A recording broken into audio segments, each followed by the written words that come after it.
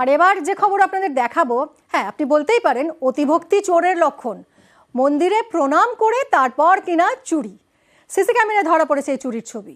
সুতির রামাকান্তপুরের ঘটনা। দেখুন সেই সিসি ক্যামেরা ফুটেজ।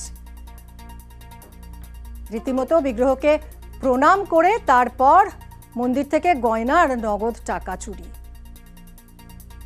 তদন্তে সুতি থানার পুলিশ।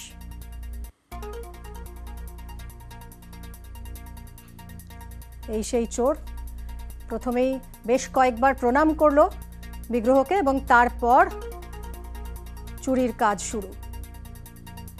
সুতির রামাকান্তপুরে ঘটেছে এই অভিনব চুরি।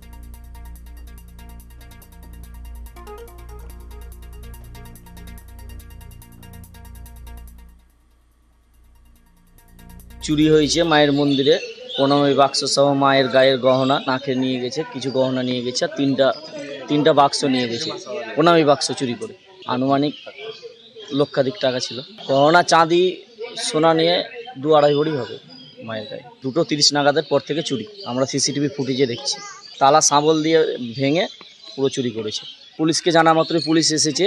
পুলিশের যথেষ্ট সেবিক আমাদের এখানে ডিউটি করে, রাত 12টা-1টা পর্যন্ত থাকে। 2টোর পরে চুরি, সে টাইমে ছিল না, আমাদের চুরি হয়েছে।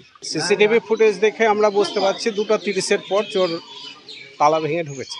পুলিশ যে ছিল উনি বলছেন যে আমি রাত্রি 11:30 অবধি ছিলাম, দিয়ে আমরা অন্য মন্দিরে গেছিলাম ঘুরতে, 4টে তালা ভেঙেছে। আপনাদের মন্দির তো পুরোপুরি সিকিউর থাকে, পুরো তো গ্রিল দিয়ে ঘেরা আপনাদের মন্দির। হ্যাঁ, গ্রিল দিয়ে ঘেরা। তার সত্ত্বেও এই ধরনের ঘটনা ঘটলো, ওটাই তো আমরা আশ্চর্য হয়ে যাচ্ছি। লোকালয় থেকে উদ্ধার হলো 14 ফিট লম্বা পাইথন। খাবারের খোঁজেই জঙ্গল থেকে লোকালয় এসেছিল পাইথন। আলিপুরদুয়ারের ডিএস কলোনির ঘটনা।